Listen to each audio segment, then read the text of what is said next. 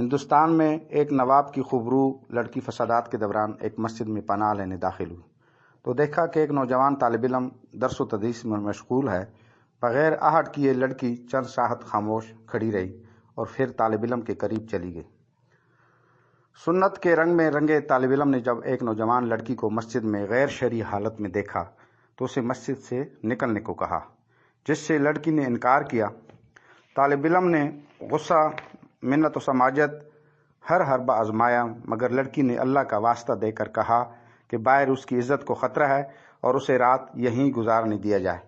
اس پر طالب علم نے کہا کہ ایک شرط پر تم مسجد میں ٹھہر سکتی ہو کہ ایک کونے میں پوری رات خاموش بیٹھی رہو گی اور کسی صورت میرے ساتھ بات نہیں کرو گی۔ ادھر نوجوان طالب علم ہر تھوڑی دیر بعد اپنی ایک انگلی آنکھ پر رکھتا اور پھر آہو سسکیاں لے کر روتا۔ لڑکی رات بھر یہ تماشا دیکھتی رہی مگر کچھ کہنے سے قاصر تھی۔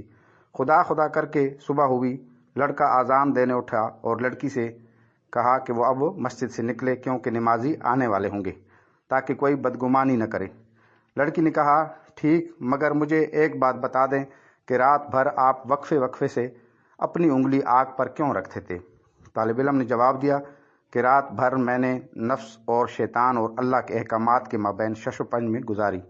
جب کبھی شیطان کا غلبہ ہوتا تو میری خواہش ابھرتی کہ اکیلی لڑکی آئے، اپنی خواہش کی تکمیل کر لوں، مگر جب دوزخ کا عذاب سامنے پاتا تو اپنی انگلی کو آگ پر رکھ کر یہ آزمائش کرتا کہ کیا میں اس آگ کو سہ پاؤں گا، مگر جلد ہی احساس ہو جاتا کہ ایک چھوٹی سی انگلی کو آگ پر رکھ کر یہ انگلی آگ برداشت نہیں کر سکتی تو جہنم کی آگ میرے پورے جسم کو کیسے بسم کرے گی جو ناقابل برداشت ہوگی۔ وقت گزرتا گیا، نوابزادی کے لیے امیر سے امیر شخصیات کے رشتے آنے لگے مگر وہ ہر رشتہ ٹھکراتی رہی۔ لڑکی کے والدین بہت پریشان تھے کہ آخر معاملہ کیا ہے۔ بالآخر لڑکی زبان پر مدعا لے آئی کہ اس کی شادی صرف مذکورہ طالب علم سے کی جائے ورنہ وہ کبھی شادی نہیں کرے گی۔ دوستو، ایک رات نفس کو قابو میں رکھ کر وہ طالب علم محل میں چلا گیا۔ اگر ہم پوری زندگی اللہ اور رسول اللہ صلی اللہ علیہ وآلہ وسلم کے طور طریقوں پر گزاریں تو خالق کی کائنات ہمیں جنت کے محلات میں کیا مقام دیں گے، ضرور سوچیے گا۔